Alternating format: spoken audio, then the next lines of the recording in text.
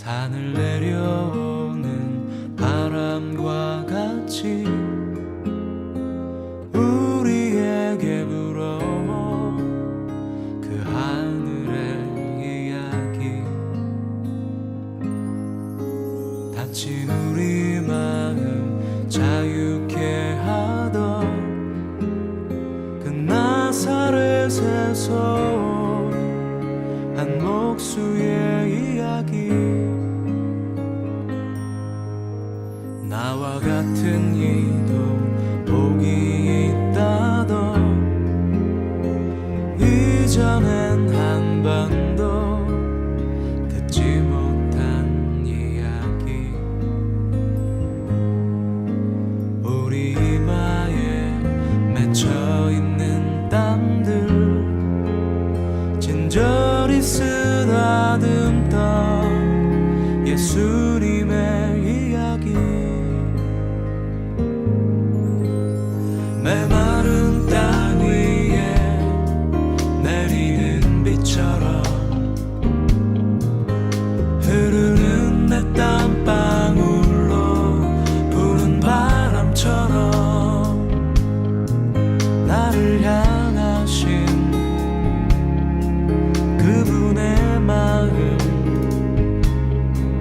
널 사랑한다, 참 귀하다. 나의 모든 짐 그 어깨에 지고 갈보리 향해 가던 예수님의 이야기.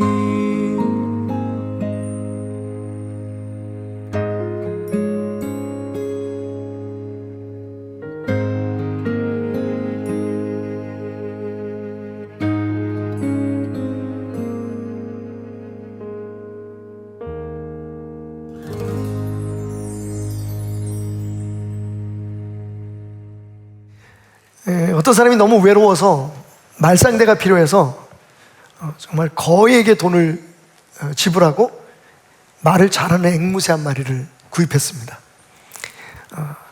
그래서 앵무새를 키우려니까 일단은 케이지가 필요하잖아요. 세장이 필요해서 그 앵무새가 정말 편안하게 아주 자유롭게 생활할 수 있는 아주 큰 멋진 케이지를 하나 사서 앵무새를 그 안에다 키우기 시작했습니다. 그리고는 말을 걸었죠. 근데 앵무새가 말을 안 하는 거예요. 뾰루통해가지고 아무 말도 안 하는 겁니다. 그래서 그 새 집에 갔어요. 그 새를 팔았던 주인한테 찾아가서, 아니 앵무새가 말을 안 해요. 아무리 말을 걸어도 말을 안 합니다. 그랬더니 그 주인이 그러는 거예요. 아마 환경이 바뀌어서 좀 어색해서 그런가 봅니다. 앵무새가 좋아하는 걸 좀 해보시죠. 그게 뭡니까? 앵무새는 그네 타는 걸 좋아하니까 그 새장 안에 그네를 하나 사서 매달아 주십시오. 그래서 얼른 그네를 사서 갖다 매달았어요. 근데 여전히 앵무새가 말을 안 하는 거예요. 또 새 집에 갔더니 주인이 그러는 겁니다. 앵무새는 이렇게 오르락내리락 하는 걸 좋아하니까 사다리를 하나 사다 그 안에다가 이렇게 설치해 주시면 됩니다. 여기 파는 게 있으니까 사가십시오. 그래서 돈을 들여서 사다리를 갖다 설치했어요. 근데 여전히 앵무새가 말을 안 하는 거예요. 주인도 그 정도면 앵무새가 말을 할 텐데 왜 안 하지? 그러면서 이제 하나를 더 제안하는 겁니다. 앵무새는 이렇게 공을 가지고 노는 걸 좋아해요. 그러니까 공을 좀 몇 개를 사다 주십시오. 그래서 그 케이지 안에다가 그네도 달아주고 사다리도 놓고 그리고 공도 갖다 주는데 이 앵무새가 말을 안 하는 거예요. 그리고 시간이 얼마 지났어요. 이 사람이 앵무새 3장을 들고 그 새 집을 찾아왔습니다. 아주 시무룩한 표정으로. 주인이 왜 오셨습니까? 물어봤더니 앵무새가 죽었어요. 앵무새가 이렇게 주인이 너무 미안하기도 하고 그래서 그 사람에게 묻습니다. 혹시 죽기 전에 앵무새가 뭐라고 말 안 하던가요? 그랬더니 이 사람이 이렇게 얘기하는 겁니다. 죽기 전에 말을 합디다. 마지막으로. 무슨 말을 했어요? 아무리 집이 좋으면 뭐해? 먹을 걸 줘야지 살지. 그동안에 모이를 안 준 거예요.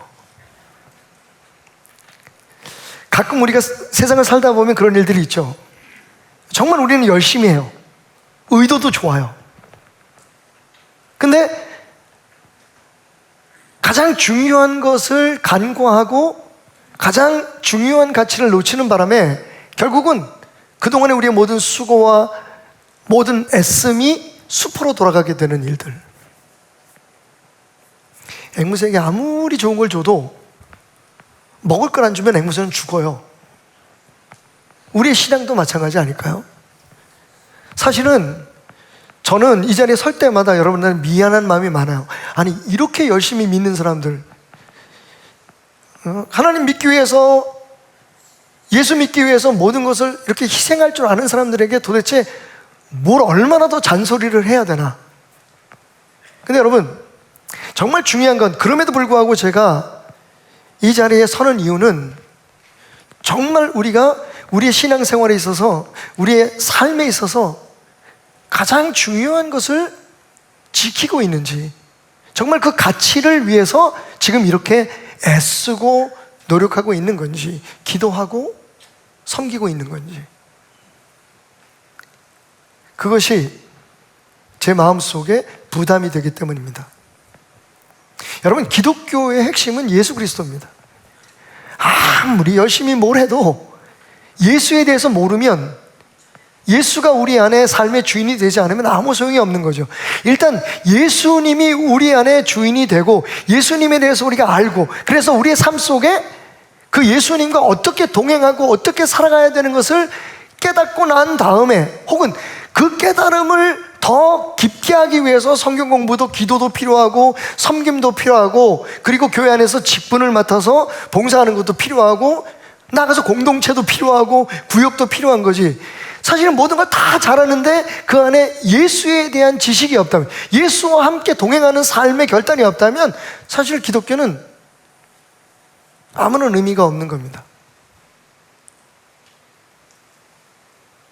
그래서 제가 신조어를 하나 만들어 봤는데, 주맹, 주님에 대해서 모르는. 우리가 컴퓨터를 잘 모르는 사람은 컴맹이라고 그러잖아요, 그죠? 그 글자를 모르는 사람은 문맹이라고 얘기를 해요. 근데 여러분, 문맹이나 컴맹도 평소에는 별 어려움 없이 살아갈 수 있습니다. 흔히 우리가 컴맹이라고 말하는 사람들도 컴퓨터를 켜고 끄는 건 문제가 없어요.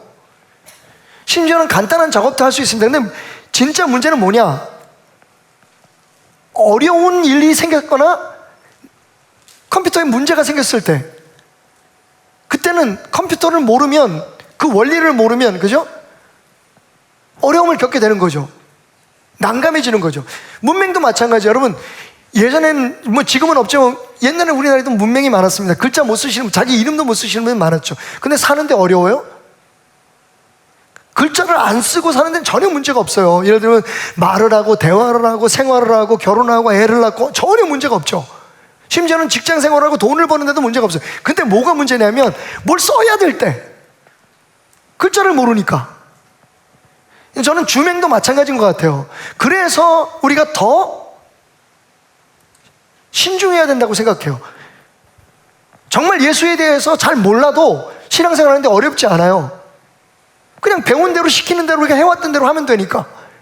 와서 기도하고, 또 조금 더 열심히 해서 말씀 보고, 주일날 교회 한 번 나오는 거로 좀 부족하다고 생각하면 수요일도 나오고 금요일도 나오고 새벽 예배도 나오고, 열심을 다 할 수 있지만, 그런데 여러분, 평소에는 우리 신앙생활은 별로 그렇게 문제가 없어 보여요. 심지어는 그걸 가지고 칭찬도 하고 많은 사람들이 인정도 받습니다. 근데 문제는 정말 우리의 삶에 문제가 생겼을 때,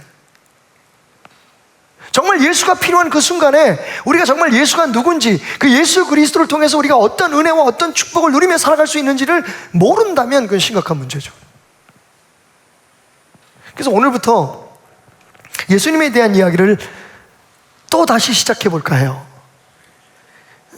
이번 시리즈의 타이틀은 AKA, 따라합시다. AKA. 뭐 젊은 분들은 알 텐데, 이 AKA는 also known as라고 하는 영어의 약자예요. also known as라는 것은 이렇게도 알려졌다, 이렇게도 불려진다라는 뜻이거든요. 예를 들게요. 쉽게 말하면 유연아 킴 is AKA Queen of Figure Skating. 그러니까 김연아는 피겨 스케이팅의 퀸, 여왕, 여왕이라고도 불린다, 이렇게 얘기하죠. 그때 사용하는 게 AKA예요. 박태남 목사는 AKA 김정의 남편. 그러니까 이를테면 그 별칭 혹은 부칭을 이야기하죠. 성경에 보면요, 우리가 잘 아는 예수 그리스도, 우리의 주님, 예수님에 대한 그런 이름 말고도 AKA 다르게 불려지는 이름들이 있어요. 근데 그 중에서 특별히 우리가 주목해야 되는 것은 예수님께서 스스로를 그렇게 부르신 부분이에요. 이름하여 예수님의 7가지 자기 계시예요. 나는 뭐뭐이다, 나는 무엇이다. 스스로 예수님께서 당신을 우리에게 그 계시하신 부분들, 영어로는 seven I ams라고 얘기하고, 헬라어로는 7가지 에고 에이미라고 합니다. 에고 에이미라는 말은 나는 나다, 뭐 이런 의미예요. 하나님께서 모세에게 이스라엘 백성들이 누가 너를 보내느냐고 물으면 여호와 스스로 있는 자가 나를 보냈다라고 얘기하라. 그때 하나님께서 스스로 그 모세에게 당신의 이름을 가르쳐 주셨는데 그게 뭐냐면 에고엠이에요. 헬라어로 번역을 해서, 그러니까 나는 스스로 있는 자다. I am who I am. 그러니까 나는 원인도 없고 결과도 없고 나일 수 있도록 의미를 부여하는 어떤 존재나 개념도 없고 그냥 나는 나로서 충만한 스스로 있는 자다, 뭐 이런 뜻이거든요. 그러니까 예수님께서 당신이 하나님, 인간으로 오신 하나님이라는 것을 우리에게 말씀하심과 동시에 어떤 하나님이냐, 어떤 구세주냐라고 하는 것을 설명하기 위해서 비유로 말씀하신 이름들이 있어요. 그게 요한복음에만 7번 등장합니다. 몇 개 예를 들게요. 앞으로 우리가 공부하게 될 거지만, 나는 생명의 떡이다, 나는 빛이다, 그리고 여러분이 잘 아시는 나는 길과 진리요 생명이다, 그리고 나는 부활이요 생명이다. 그러니까 예수님께서 내가 누구냐, 너희들이 믿는 나는, 너희의 삶의 주인이 돼서 너희를 이끌어갈, 너희를 살게 할 나는 누구냐 하는 것을 7가지의 에고 에이미, I am을 통해서 우리에게 설명을 해주고 계신단 말이에요. 그러니까 지금 우리가 알고 있는 그 예수님의 그에 대한 지식에 더해서 이 7개의 자기 계시가 무엇을 의미하는 것을 알면 우리가 예수님과 함께하는 삶이 훨씬 더 풍부해질 수 있죠. 예를 들면 여러분들이 박태남을 개인적으로 알 수가 있어요. 그런데 박태남이가 목사라는 것을, AKA 목사라는 것을 알게 되면 여러분의 삶 속에 한 가지 더 기대하게 되는 게 있죠. 목사니까 그럼 하나님의 말씀을 가르치고 생명의 길로 우리를 인도해 줄 수 있는 사람이네. 그냥 인간 박태남은 그냥 같이 만나서 이야기하고 삶에 대해서 함께 나눌 수 있는 그런 존재라면, 거기에 또 다른 이름인 박태남 목사는 이건 또 다른 그 역할을 할 수 있는, 능력을 가질 수 있는 사람이 될 수 있잖아요.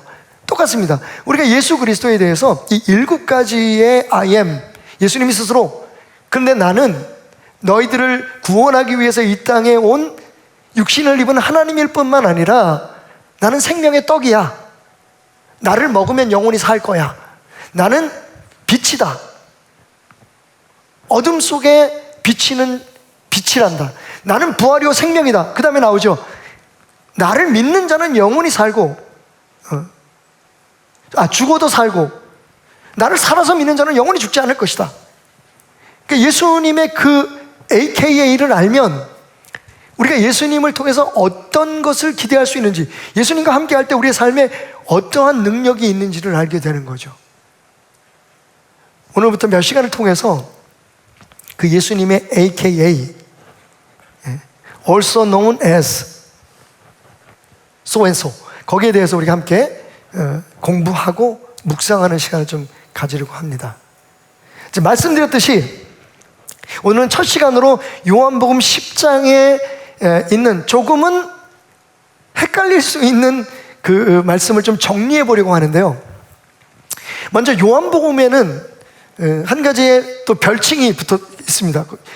비유가 있는데 출처를 알 수 없습니다만 어떤 분이 말씀하시기를, 아마 어떤 신학자나 혹은 어떤 목사님이 말씀하셨을 것 같아요. 요한복음에 대해서 뭐라고 설명을 했냐면, 요한복음은 어린 아이가 건너갈 수 있을 만큼 얕은 시냇물이면서 코끼리가 빠져 죽을 만큼 깊은 강물이다. 이게 요한복음에 대한 해석이에요. 다시 말하면 굉장히 쉽고 접근하기 편한 그런 문장과 단어들을 사용해서 기록된 책이지만, 그래서 처음 신학을 읽는 사람들에게 목사님들이 제일 먼저 권하는 책이 요한복음이에요. 그러니까 누구나 읽으면 그냥 그 표면적인 뜻은 다 알 수 있을 것 같은 그런 편안함이 있는 책. 그래서 어린아이가 건너갈 수 있을 만큼 얕은 시냇물과 같은데, 그런데 여러분 그 말씀을 계속해서 파고들다가 보면 그 깊이를 알 수 없을 만큼, 마치 코끼리 한 마리가 빠져 죽을 만큼 깊은 강물, 그 깊이를 알 수 없는 은혜가 그 속에 담겨 있다. 그게 요한복음입니다.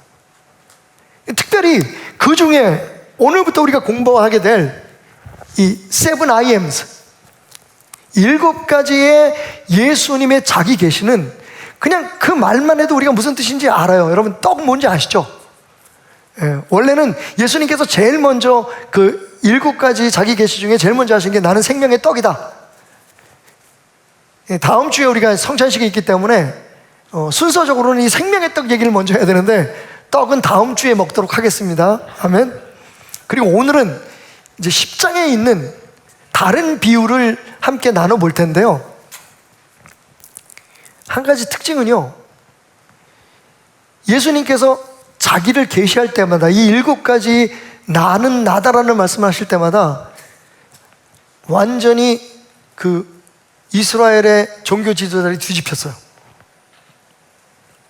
예수님을 따르는 사람들이 완전히 뒤집혔어요. 그러니까 예수님한테는 전혀 도움이 안 되는 것 같은 그런 상황이 벌어졌습니다. 첫 번째로 떡 얘기해 볼게요. 예수님께서 나는 생명의 떡이다, 나는 하늘에서 오는 음료다, 나를 먹고 나를 마시는 자는 영원한 생명. 사람들이 다 떠나갔어요. 좀 미친 사람 아니야?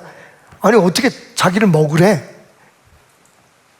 그러니까 여러분 딱 우리가 생각하면, 아, 예수님은 생명의 떡이야, 그러니까 우리를 살게 하고 또 우리를 건강을 유지시켜줄 수 있고 우리를 성장하게 하는 그런 뜻인가 보다, 그냥 쉽게 알 수 있잖아요. 근데 유대인들은요 그 이면에 있는 뜻을 본 거예요. 오늘 우리가 공부하게 될 이 예수님께서 나는 선한 목자다, 이 말씀을 하자마자 여러분 그 다음에 절을 보면 무슨 말씀이 기록되어 있냐면, 유대인들이 예수님을 돌로 쳐서 죽이려고 합니다. 아니 그게 뭐가, 우리 보통 그런 얘기 하잖아요. 목사님들이 자기를 이렇게 소개할 때 나는 목자입니다, 목사가라는 원래 단어가 패스토라고 하는 단어가 한자로도 마찬가지지만 사실은 목양하는 사람이잖아요. 그러니까 나는 양을 치는 목사입니다, 목자입니다, 이렇게 표현하잖아요. 다 이해해요. 근데 유대인들이요, 이게 지나친 걸까요? 과민한 걸까요? 갑자기 그 말을 듣자마자 예수님을 돌로 쳐서 죽이려고 그래요. 그러니까 단순히 표면적으로 보이는 그 단어의 뜻 이상의 의미가 적어도 그때 예수님의 말씀을 듣고 있었던 그 문화권에서 그 사람들에게는 다른 의미가 있었다는 거예요. 그걸 이해하지 못하면 진짜 예수님이 자기를 드러내신 그 자기 계시의 의미를 우리가 알 수 없는 거죠. 오늘은 첫 시간이기 때문에 이 시리즈의 그 배경 지식을 여러분에게 먼저 좀 말씀을 드려야 돼서 좀 시간을 썼습니다만, 이제 본격적으로 본문에 들어가도록 하겠습니다. 아마 생각보다 훨씬 재미있으실 거예요. 일단 오늘 말씀 15절까지를 우리가 본문으로 삼았는데, 이 15절까지를 읽으시면서 여러분 약간 좀 이상하지 않으셨나요? 이상할 틈이 없으셨죠. 사실은 세 개의 문단으로 이 15절까지의 말씀을 나눌 수가 있어요. 첫 번째 문단은 1절에서부터 6절까지 제가 읽겠습니다. 내가 진실로 진실로 너에게 이르노니 문을 통하여 양의 우리에 들어가지 아니하고 다른 데로 넘어가는 자들은 절도며 강도요. 문으로 들어가는 이는 양의 목자라.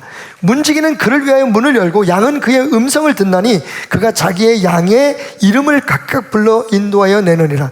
자기 양을 다 내놓은 후에 앞서가며 양들이 그의 음성을 아는 거로 따라오되 타인의 음성은 알지 못하는 거로 타인을 따르지 아니하고 도리어 도망하느니라.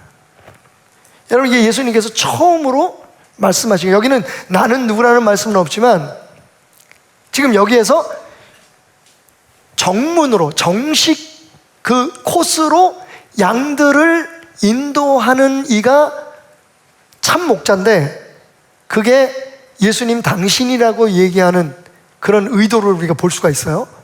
그리고 나 외에 너희들에게 자기가 목자라고 이야기하는 다른 사람들은 정문이 아니라 양의 우리에 담을 타고 넘어와서 양들을 잡아가는, 양들에게 해코지를 하는 절도요 강도들이다.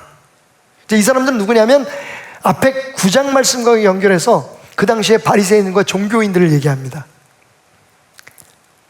그러니까 오늘 이 말씀에서 바리새인들이 그걸 이해를 못했어요. 항상 그렇죠? 나만 몰라. 내 얘기인데 나만 모르는 거지. 그게 우리의 가장 고질적인 문제잖아요, 그죠? 말씀을 들을 때 혹은 말씀을 읽을 때 이게 나를 변화시키려고, 하나님의 관심은 나에게 있잖아요, 그죠? 나보고 세상을 변화시키는 게 아니라 네가 변하면 세상이 변한다는 게 하나님의 말씀이거든요. 근데 사실은 이 말씀을 들으면서 이건 내 얘기 같지가 않고 다른 사람들 얘기 같이 자꾸만 들리는 거예요. 그러니까 사실은 그 얘기를 들었을 때 처음에 종교 지도자들이, 그 말을 듣고 있던 사람들이 예수님이 무슨 말을 하는지 몰랐어요. 자기네들 얘기하는 걸 몰랐다고요. 자, 그리고 나서 두 번째, 그들이 이해를 못하자 예수님께서 이제 직접적으로 I am 스테이트먼트를 시작합니다. 내가 누구다라고 얘기를 하시죠. 7절, 그러므로 예수께서 다시 이르시되 내가 진실로 진실로 너희에게 말하노니 나는 양의 문이라. 자, 이게 첫 번째 I am이에요. 나는 누구라고요? 무엇이라고요? 누가 아니라 무엇이죠? 양의 문이다. The gate of the sheep. 그 양들이 드나드는 문이라는 겁니다. 근데 벌써 여러분 약간 좀 불편해지시기 시작하지 않으시나요?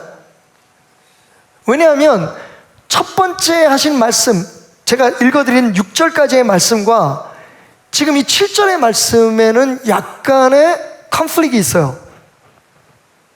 약간 배치되는 상황이 있단 말이에요. 왜냐하면 예수님께서 뭐라고 말씀하십니까?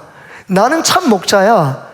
나는 내 양들을 정문으로 들고 날게 하는, 다시 말하면 구원을 위한 옳은 문으로, 바른 길로 인도하는 참 목자다 라고 얘기를 하시잖아요. 문도 나오고 목자도 나와요.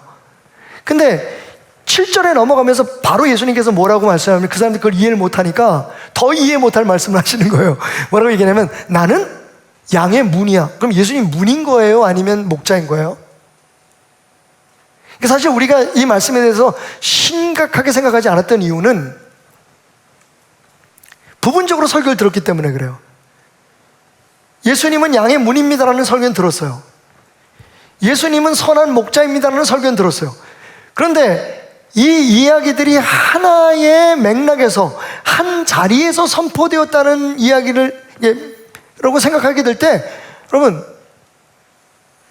혼란에 빠져요. 왜냐하면 예수님이 왜 이렇게 질서가 없으시지?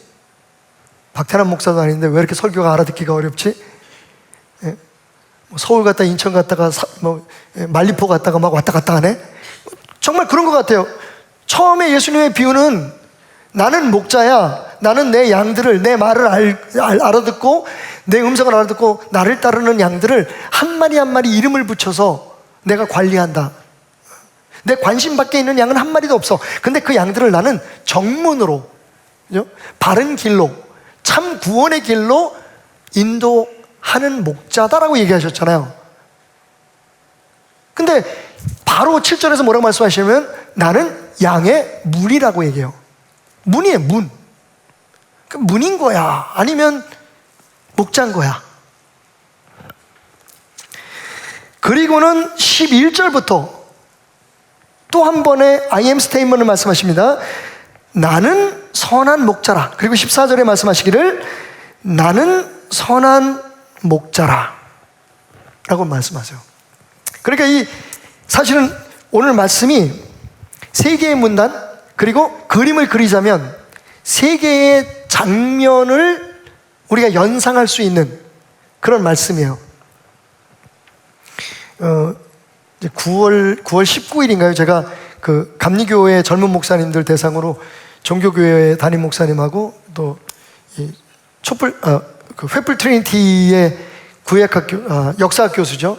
그 안덕원 교수하고 같이 설교 세미나를 하는데 저한테 어떤 주제로 가지고 세미나 하시겠습니까? 그래서 제가 이제 기도하다가 제목을 이렇게 적었어요. 설교 그리다. 그러니까 설교를 쓰지 말고 지금부터 설교를 그려보십시오. 설교를 하지 말고 성도들과 함께 설교를 그려보십시오. 그게 예수님의 설교 방법이었습니다. 뭐 이런 걸 제가 이제 얘기를 하려고 해요. 근데 오늘 이 말씀도 여러분, 예수님이 하신 말씀은 정말 그림이 그려져요, 우리 머릿속에. 지금 예수님이 말씀을 그리고 계신 거예요. 세 개의 장면이 있어요. 이제 그걸 이해하면 지금 우리가 고민하고 있는 예수님 목자야? 아니면 문이야? 도대체 예수님이 왜 왔다 갔다 하라고 하는 문제가 해결됩니다. 그래서 제가 우리 이상구 목사님의 도움을 받아서 세 개의 장면을 연상할 수 있는 그 당시에 이스라엘의 우리들, 그러니까 그러니까 쉬펜이라고 하죠. 쉬폴드라고도 하고 양 우리를 한번 만들어 봤어요.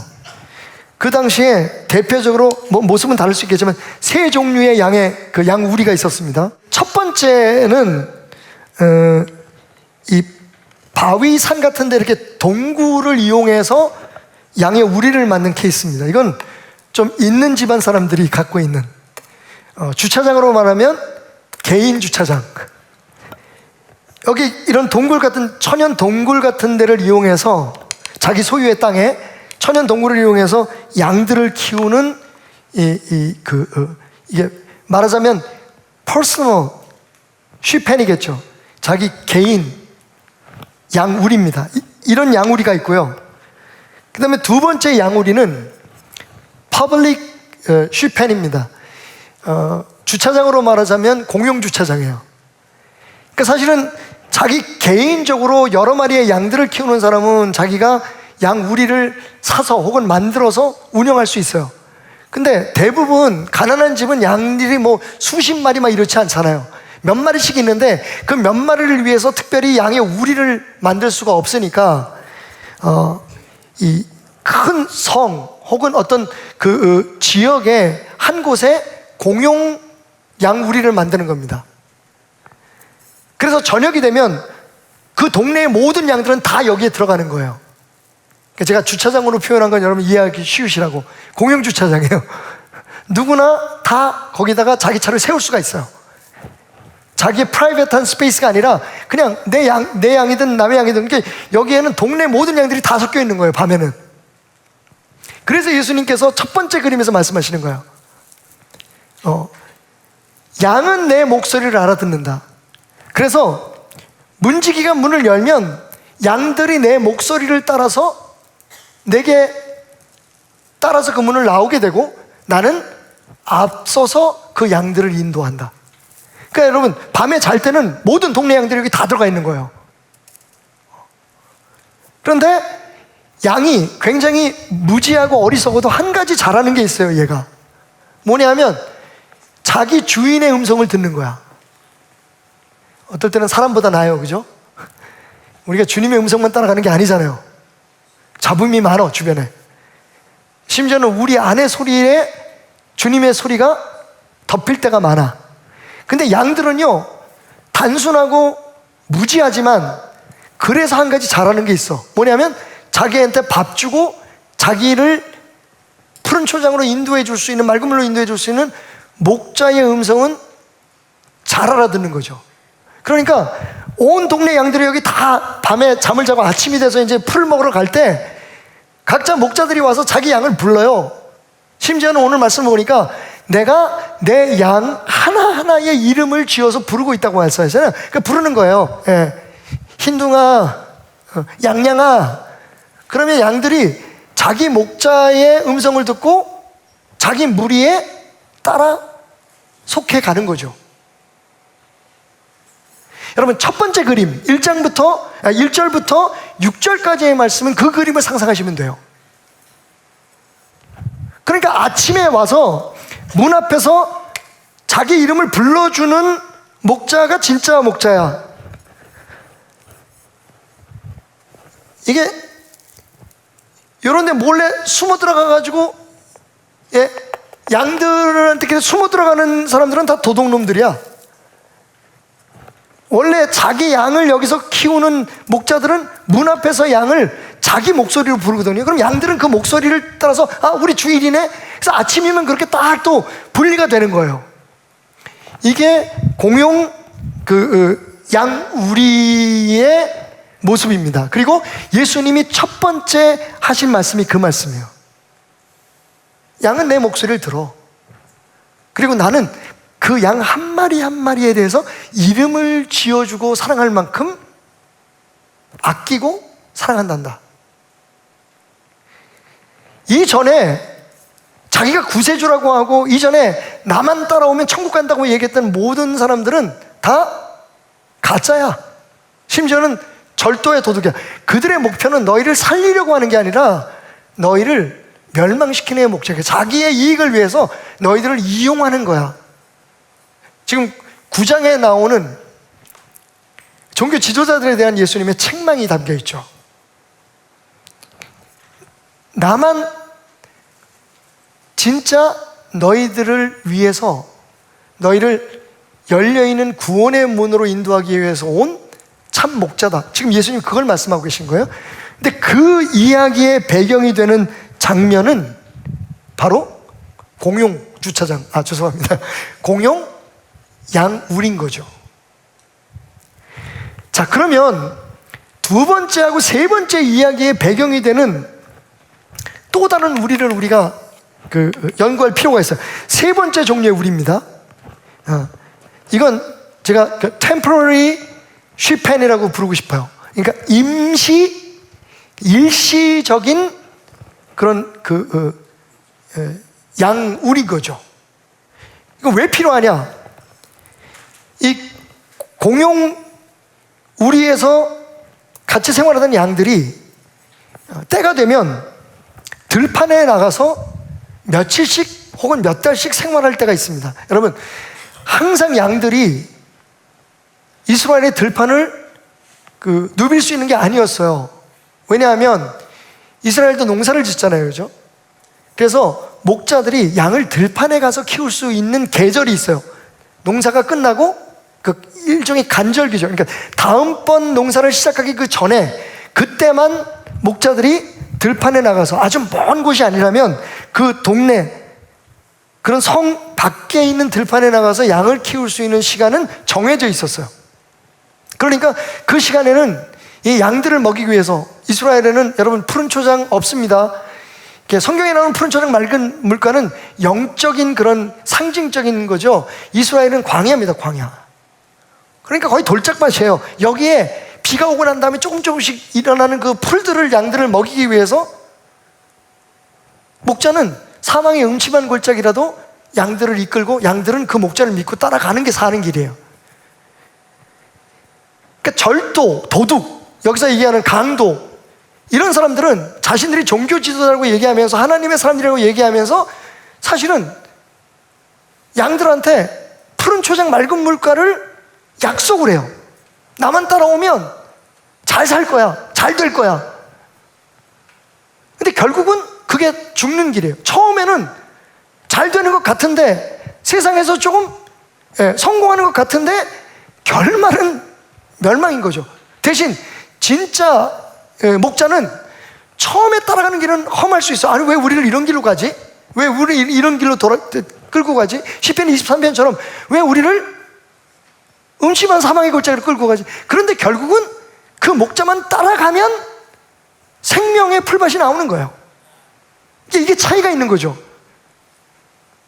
양들한테 계속 좋은 걸 약속하고 축복을 이야기하는 그런 목자들은 사실은 가만히 들여다보면 자기의 개인적인 목적이 따로 있는 거예요. 이제 그거를 구분하라고 하는 게 예수님의 말씀인데, 그렇게 해서 들판으로 나와서 며칠씩 몇 달씩 그 생활을 해야 되는 양들을 위해서 목자는 이렇게 임시 우리를 짓게 되죠. 사실은 지금 나무로 만들어놨는데 이스라엘은 그렇게 나무가 많지 않아서 더 정확히 말씀드리면 이렇게 그 바위 돌을 싸서 만들었을 것 같아요.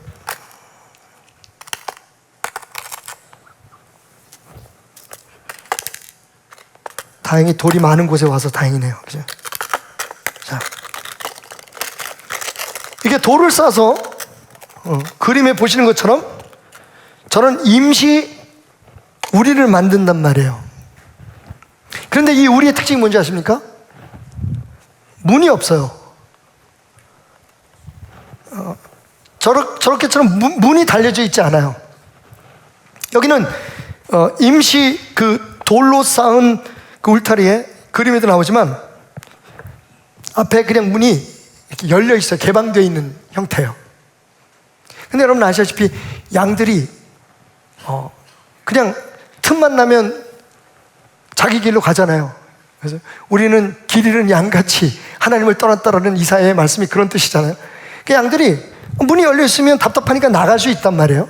그리고 또 하나 문제는 양을 노리는 여러 짐승들이 이 문을 통해서 들어올 수 있잖아요. 그러면 한밤에 수일, 수주 혹은 수개월 동안 살아야 되는 이 광야에서 도대체 이 양들은 어떻게 지킬 수 있을까요? 여기 하나 이야기가 있어요. 그 존 데이비스라고 하는 분이 그 중동의 유목민이죠. 베두인족하고 한 열흘 정도를 광야에서 양을 치는 그 사람들과 함께 생활하고서 쓴 책이 있어요. The Perfect Shepherd라고 완벽한 혹은 완전한 목자 뭐 이런 제목의 책을 썼는데요. 거기에 이런 이야기가 있어요. 어느 날 밤이 되니 베두인 목자가 양들을 다 우리에다가 모아 놓고서 나에게 말했다. 당신은 저 우리 밖의 구석에서 잠을 주무십시오. 아마 밤새도록 양이 당신을 괴롭히지 않을 겁니다. 그러면서 그가 또 말하기를 I will be the door. I will be the door. 나는 문이 될게요. 직역을 하면 그렇게 말을 하더라는 겁니다. 근데 그 데이비스가 처음에는 이해를 못했어요. 아니 문이 되다니 사람이 어떻게 문이 돼? 근데 나중에 밤을 새고 나서 아침에 그의 모습을 보고 그 말의 뜻이 뭔 줄 알았던 거죠. 밤새도록 그 목자는 그 열려있는 문을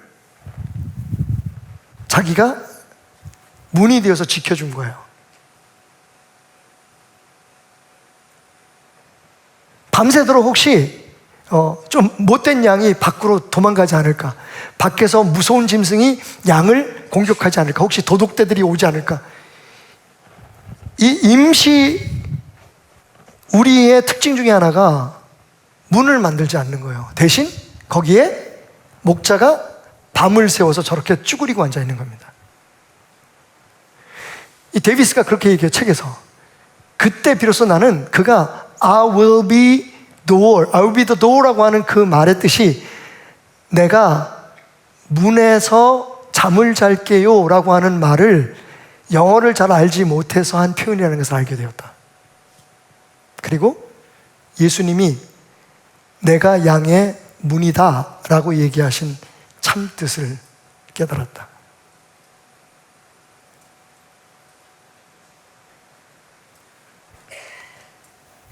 예수님이 나는 양의 문이다. 그리고 이어서 12절에서 11절에서 그리고 14절에서 나는 선한 목자다.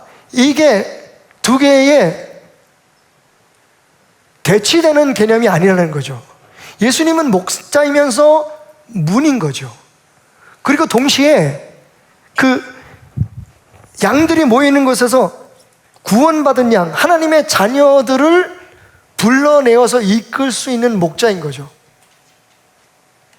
그러니까 어떻게 보면 충돌되는 것 같은 이 세 개의 개념은 사실은 예수님 한 분에 대해서 정확하게 우리에게 설명해 주고 있는 거예요.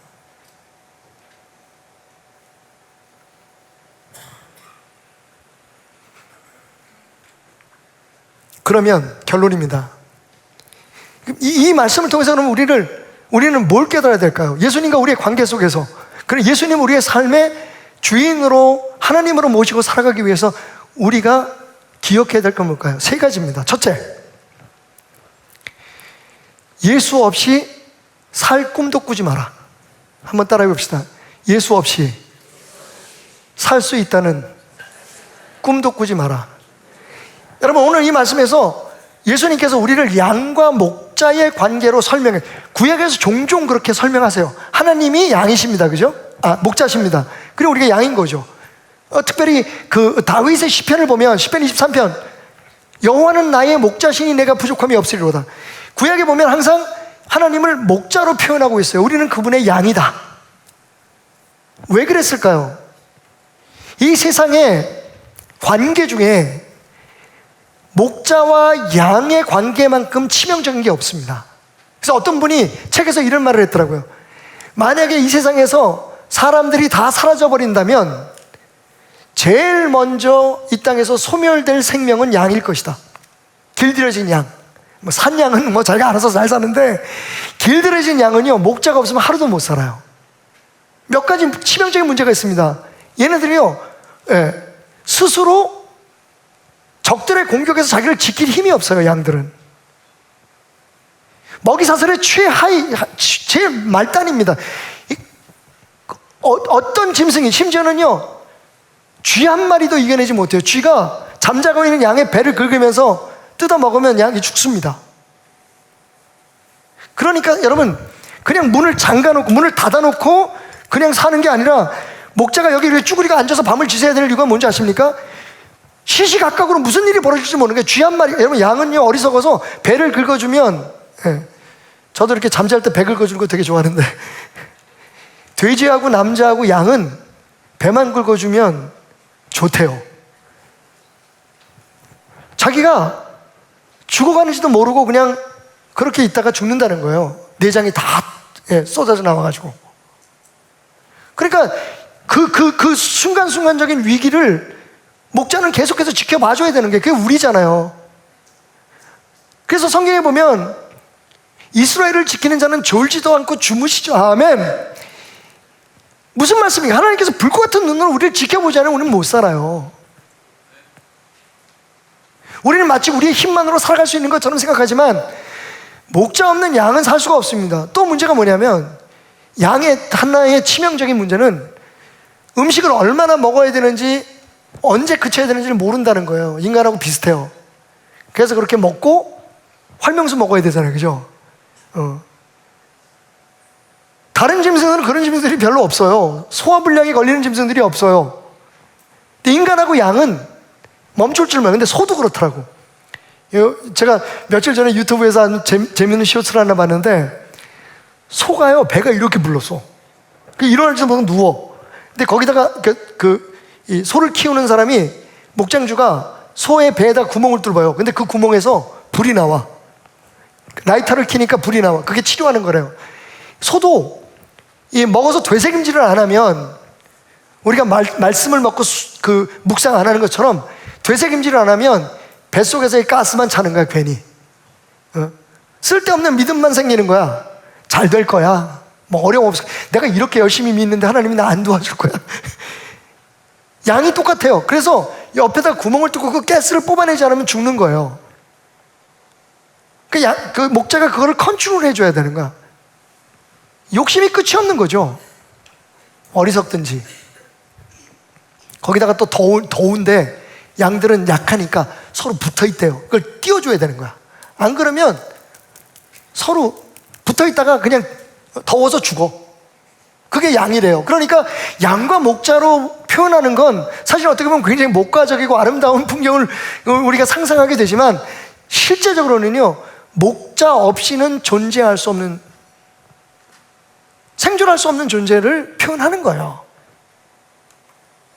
그러니까 우리가 진짜 예수를 믿는다면 예수님이 목자고 너는 양이야 라고 말씀하실 때 제일 먼저 생각해야 될 게 뭐냐면 예수 없이는 살 수 없어. 이게 그냥 입술의 고백이 되면 안 돼요. 두 번째, 그 목자와 양을 이 치명적인 관계를 연결해 주는 건 뭐다? 소리예요. 소리, 음성이에요. 양은 그 목자를 신뢰한다는 걸, 양이 무슨 그걸 고백을 하겠어, 뭘 하겠어요? 자기 목자의 음성을 알아듣고 따라가 주는 거예요. 목자가 시키는 대로 하는 거예요. 그래서 예수님 말씀하세요. 내 양은 내 목소리를 듣고 날 따라온다. 그러니까 우리가 정말 예수님을 목자로 섬기려면 우리를 보세요. 말씀드린 것처럼 우리에게 먹을 걸 주시고 우리 길을 인도해 주실 뿐만 아니라 심지어는 모든 위험에서 우리를 불꽃 같은 눈으로 졸지도 않고 주무시지도 않고 우리를 지켜주시는 그 은혜를 경험하려면 어떻게 해야 돼요? 항상 그분의 음성을 분별하고 알아들을 줄 알아야 돼요. 여기서 예수님께서 하나를 더 말씀하시죠. 근데 사꾼이 있다. 돈 받고 양쳐주는 사람, 저 같은 사람이에요. 우리가 사꾼 그러면 굉장히 부정적으로 생각하잖아요. 성경에서 그렇게 얘기하니까. 근데 생각해 보세요. 월급 받으면서 생활비 받으면서 양치는 제가 목자, 사꾼 목자 맞죠? 사꾼이랑 기분 나쁘니까 월급쟁이 목자 맞죠? 예수님이 정확히 말씀하세요. 이 사꾼들은 위험한 일이 있으면 니네들 버리고 간다. 그게 목사죠? 여러분 뭘 기대하세요? 말로는 여러분 듣기 좋은 얘기 할 수 있어요. 제가 여러분 위해서 제가 목숨을 내걸겠습니다. 베델기를 위해서 제가 뼈를 심겠습니다. 안 속으시죠? 듣기는 좋은데 여러분 저한테 그거 기대하지 마세요. 저는 여러분을 위해서 죽지 않아요. 왜냐하면 죽어도 아무 소용없어요. 이건 할 수 있어. 만약에 여러분 중에 누가 간이 문제가 있어서 간이식을 하는데 내 간이 맞는다면 나 띄워줄 수 있어. 잘못 얘기했다. 좀 생각해 봐야 돼. 근데 그냥 여러분이 저를 조금이라도 믿어주시면 제가 그냥 편하게 말씀드릴게요. 누가 피가 필요하다면 제 피를 빼드릴 수 있어요. 제 장기를 줄 수 있어요. 근데 여러분을 위해서 제가 죽어서 여러분을 구원할 수는 없어요. 그게 사건이에요.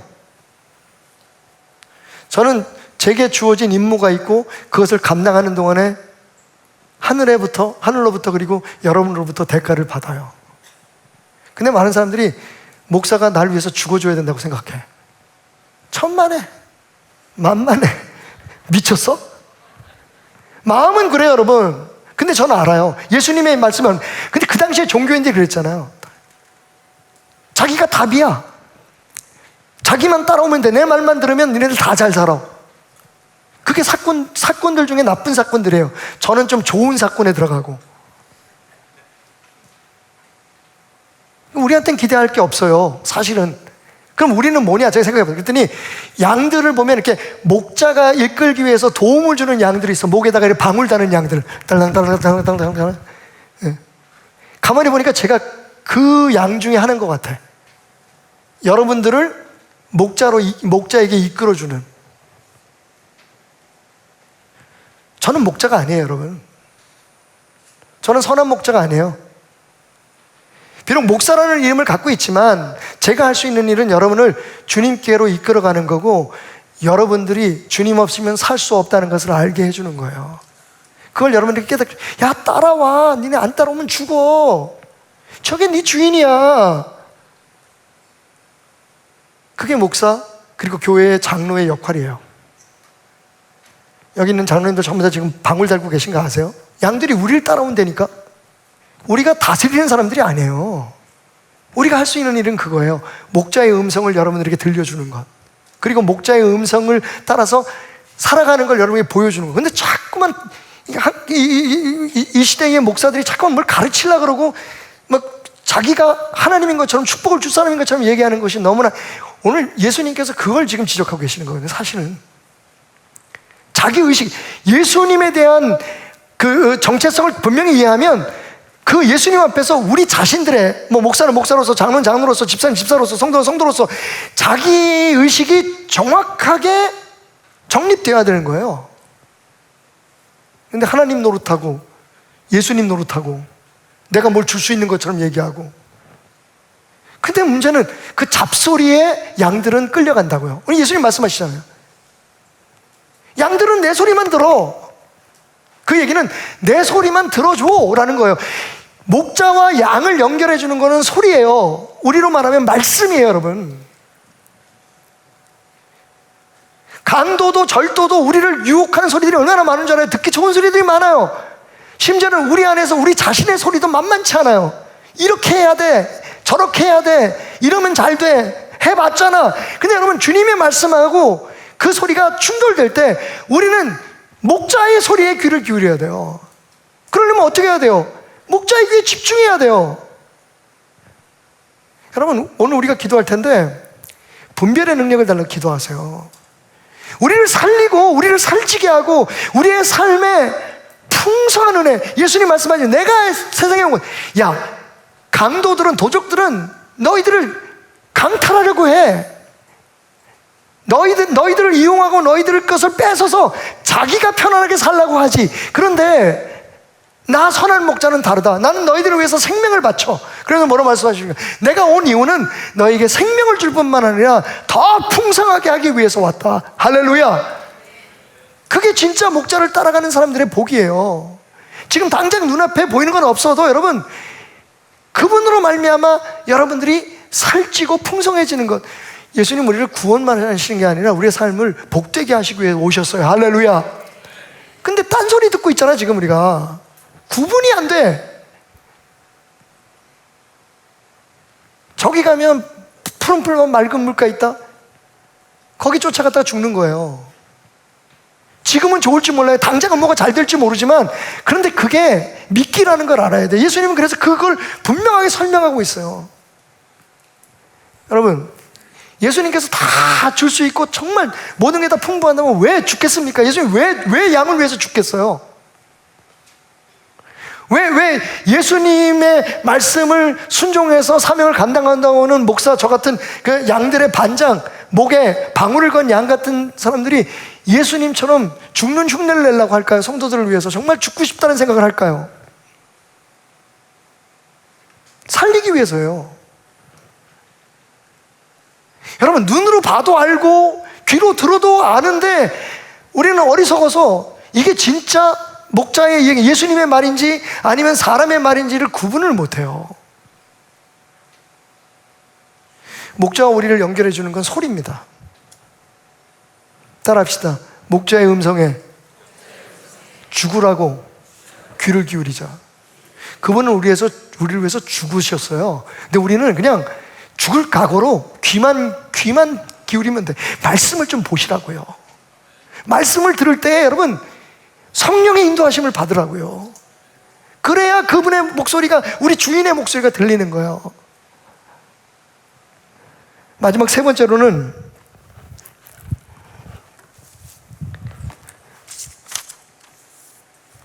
우리의 목표가 그래서 뭘 잘하는 게 아니라 목자를 잘 따라가는 거예요. 여러분, 어린 아기가 지금 이제 저희 10월 달이면 우리 친손자가 태어나서 아내하고 함께 뭐 자기네들이 다 잘 준비, 요즘은 뭐 젊은 애들이 다 잘 준비하지만 그래도 할아버지 할머니 입장에서 뭘 해줄 게 없을까? 그리고 이게 리스트를 좀 만들어 봤어요. 근데 그냥 알아서 하라고 하기로 했어요. 너무 많은 거 해줄게. 여러분, 어린 아기가 태어나서 생존하고 자라가는데 필요한 게 얼마나 될까요? 근데 여러분, 알고 계세요? 정작 꼭 필요한 건 딱 하나예요. 엄마만 있으면 돼. 그 모든 건 다 엄마가 해주잖아요. 그죠? 좀 복되면 할아버지가 좀 돈이 많으면 좋고 다 해주잖아. 아기에게 필요한 모든 것들은 사실은 엄마 한 사람을 통해서 다 공급되는 거예요. 젖도 주고, 그죠? 잠도 재워주고, 이게 필요한 거 공급해주고. 이게 사실 우리 신앙의 원리예요. 그래서 예수님 말씀은 내게 붙어 있어라. 뭘 열심히 하려고 하지 말고 내게 붙어 있는 것부터 시작해라. 왜냐하면 예수님을 통해서 공급되는 것이 진짜 생명이기 때문에 그래요. 그분이 우리를 얼마나 아끼시는데요. 우리 한 사람 한 사람의 이름을 다 기억하시고 그 이름을 불러가면서 밤새도록 행여 우리가 길을 잃을까 봐, 우리가 원수들의 밥이 될까 봐 쪼그리고 앉아서 안팎을 돌아보시면서 졸지도 않고 주무시지도 않고 우리를 지키신다고요. 그게 주님이 우리에게 하신 약속이에요. 그러니까 우리의 신앙의 목표를 딱 궁극적으로 주님만 따라갑니다. 주님에 대해서 알고 싶습니다. 주님을 알려주십시오. 주님 음성 듣기 원합니다에 고정시켜야 되는 거예요. 거기서부터 다른 것들이 시작되는 거예요. 근데 우리가 좀 거꾸로 역순으로 지금 하고 있어.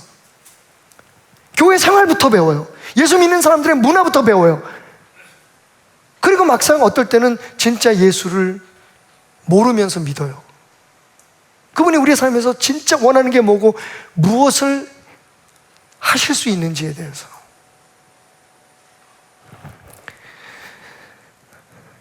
제가 최근에 쇼츠를 하나 봤는데, 요즘 많이들 보시니까 진짜 감동적인 쇼츠를 하나 봤어요. 그 샬롯이라고 하는 어린 아이인데 2살 된, 2개월 된, 2살이 2개월. 얘가 태어날 때부터 소리를 듣지 못했어요. 그러니까 처음에는 잘 모르잖아요. 근데 이제 점점 보니까 뭐가 행동하는 게 다른 거예요. 얘가 반응을 안 하는 거죠. 눈을 맞추고 있는데 반응을 안 하는 거예요. 그래서 이제 엄마 아빠가 병원에 갔더니 아이가 청각장애가 있다는 걸 알게 됐죠. 근데 다행히 정밀검사를 해보니까 귀 안에 그 신경이, 청각신경이 살아있었던 거야. 그래서 그 아이를 위한 맞춤 보청기를 만져줍니다. 생후 2개월 때 일이에요.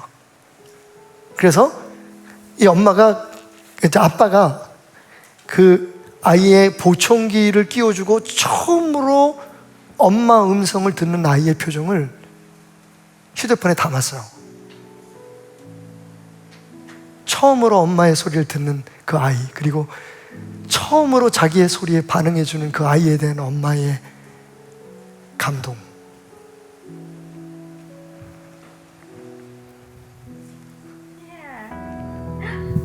Hello. Hello. I never seen that face before. Hi. Are you emotional? You're gonna make me cry. Hi.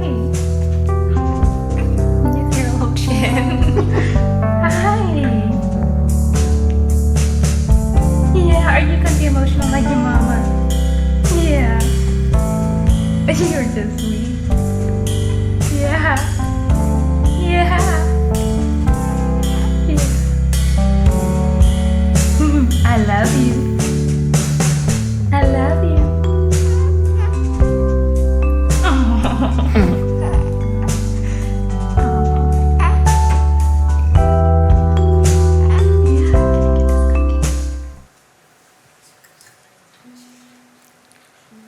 여러분,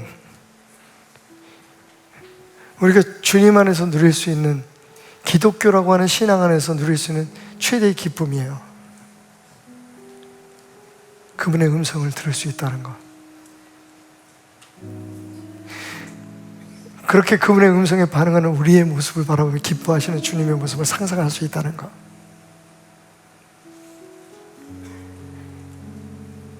그렇지 않으면 다른 종교와 다를 게 없어요. 우리가 원하는 거 구하고 그걸 얻기 위해서 가진 애를 쓰고, 주님은 그냥 내 양아, 내 사랑하는 아들 딸들아, 나는 너의 필요를 알고 있어. 내 음성을 따라오지 않겠니? 내 음성에만 귀를 기울여주지 않겠니?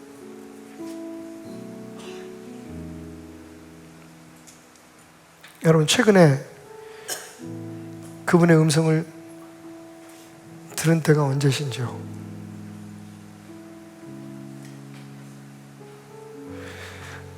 그분의 사랑을 담아서 전하기에 저의 음성은 너무 거칩니다.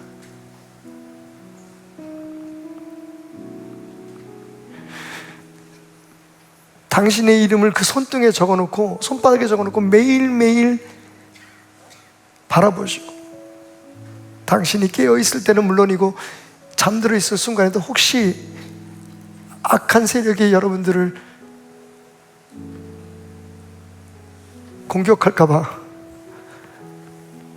불꽃 같은 눈으로 졸지도 않고 주무시지도 않고 우리를 지키시는 그분의 사랑을 여러분에게 전하기에 제 언어는 너무 조잡합니다.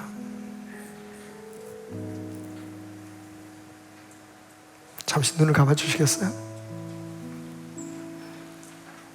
제 소원이 있다면 언젠간 여러분들이 그분의 음성을 스스로 들을 수 있게 되는 거예요.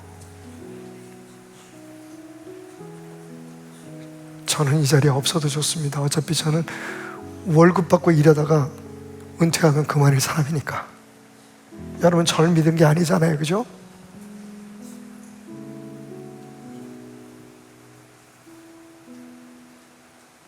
주여, 이제 조금은 우리가 준비가 된 것 같습니다. 우리의 마음을 열고 귀를 열어 주님의 음성 듣기 원합니다. 우리와 함께 하시는 선한 목자, 우리를 위해 생명까지 아끼지 않고 버리신 당신의 사랑 안에 잠시 머물렵니다. 우리에게 말씀하소서. 여러분 마음속에 그분이 하시는 말씀 딱 한마디만 오늘 들을 수 있었으면 좋겠습니다. 우리와 같은 소리로도 말씀하시지만 내 마음속에 나만 들을 수 있는 그 잔잔한 음성으로, 세밀한 음성으로 주님은 말씀하십니다.